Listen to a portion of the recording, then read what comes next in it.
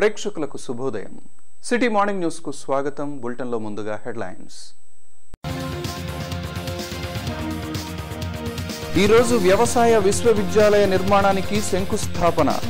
ఏర్పాట్లను పరిశీలించిన మంత్రి పుల్లారావు.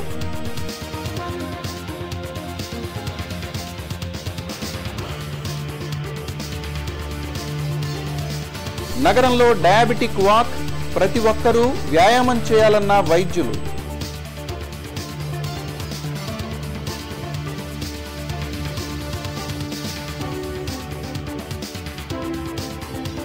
నగరంలో తపాలా ఉద్యోగుల సంఘం రాష్ట్ర మహాసభ. ప్రభుత్వ సంస్థలను ప్రైవేటీకరించడం తగదన్న నేతలు.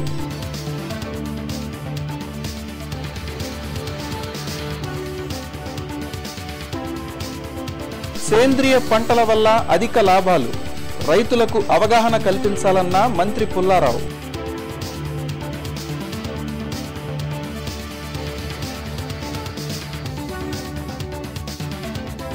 భక్తి శ్రద్ధలతో నాగుల చవితి పర్వదిన వేడుకలు. నాగేంద్రునికి ప్రత్యేక పూజలు జరిపిన భక్తులు.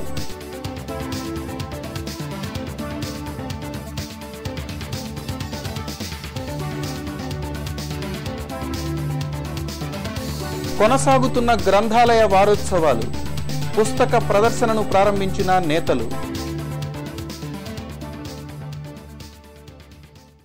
అగ్రికల్చరల్ యూనివర్సిటీ శంకుస్థాపనకు ఏర్పాట్లు పూర్తయ్యాయి. సీఎం చంద్రబాబు నాయుడు, పలువురు కేంద్ర మంత్రులు పాల్గొని ఈరోజు అగ్రికల్చరల్ యూనివర్సిటీకి శంకుస్థాపన చేయనున్నారు.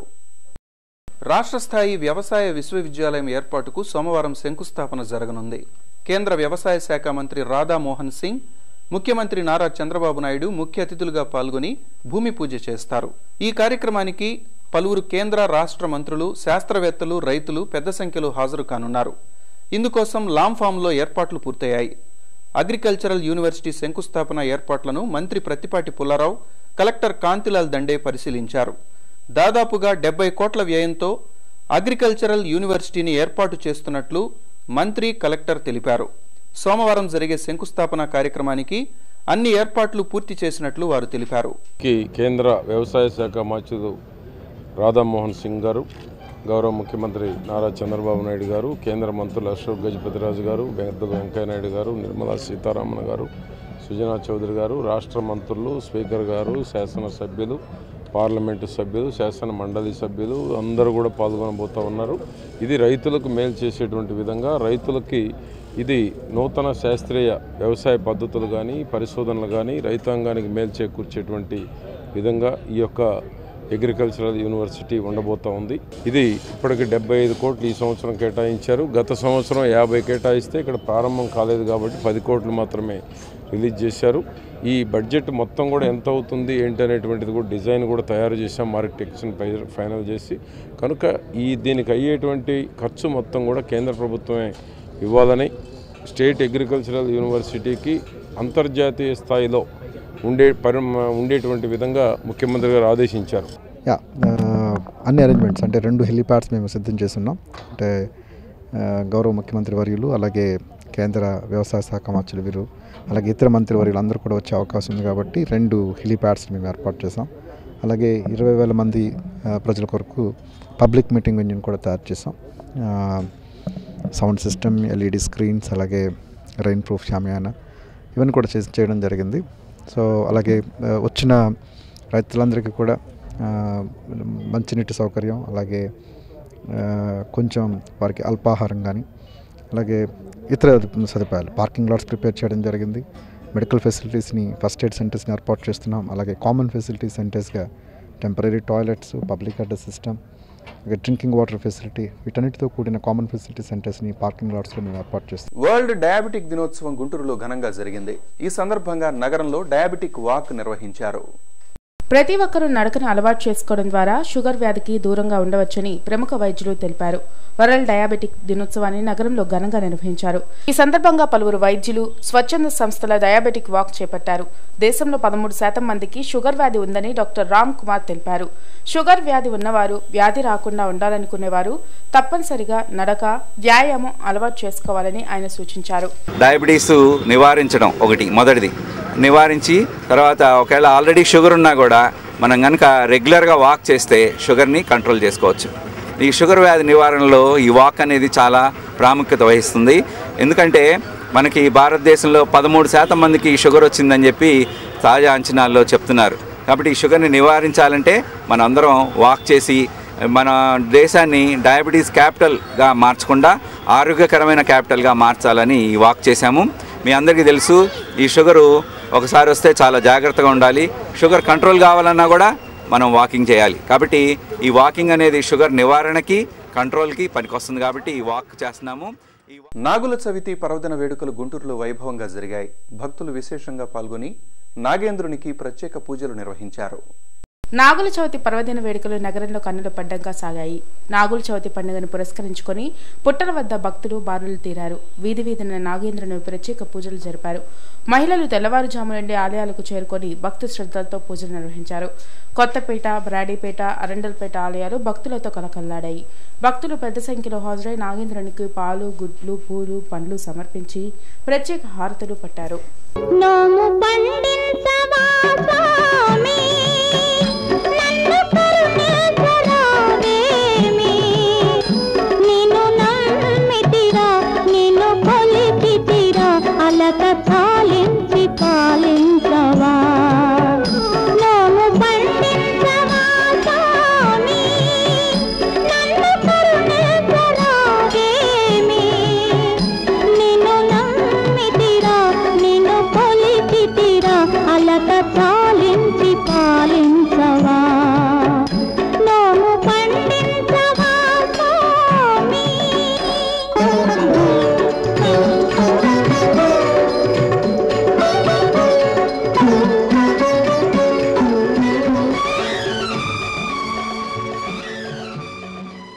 ఈ యొక్క ముఖ్యం నాగ పంచమి, షష్ఠి ఈ 3 రోజులు కార్యక్రమాలు ఉంటాయండి.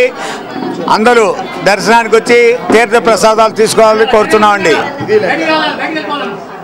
విశిష్టత గల పుట్ట ఇది ఒకటి మాత్రమే అందరూ దర్శించుకోగలరు.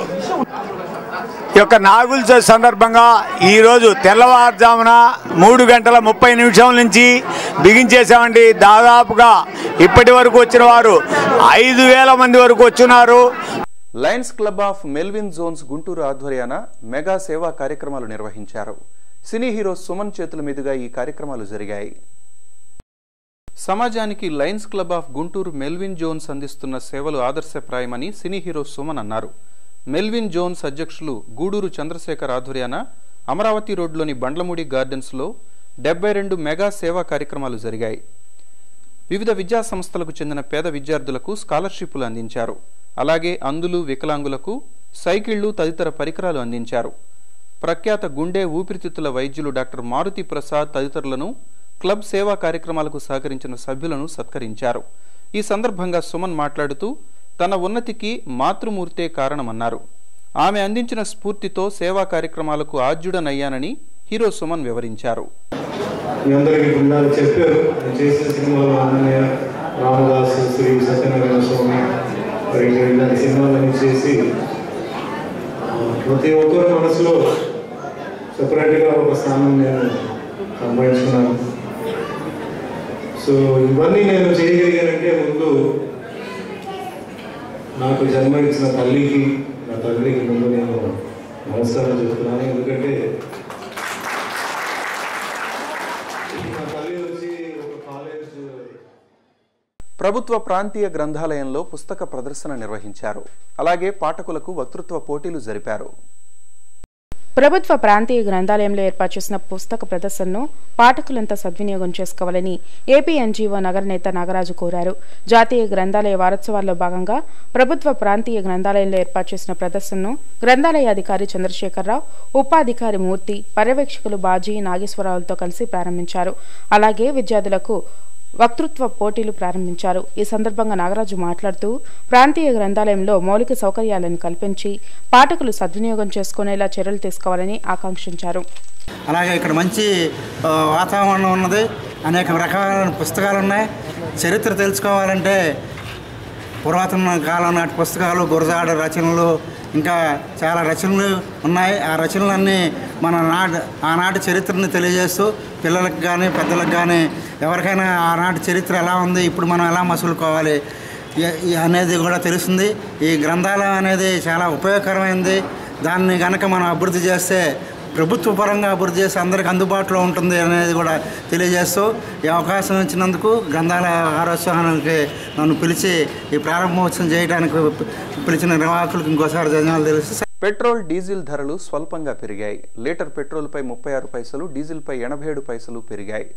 మోడీ సర్కార్లో పెట్రోల్ ఉత్పత్తుల ధరలు ఎక్కువసార్లు తగ్గుతుండగా కొన్నిసార్లు పెరుగుతున్నాయి.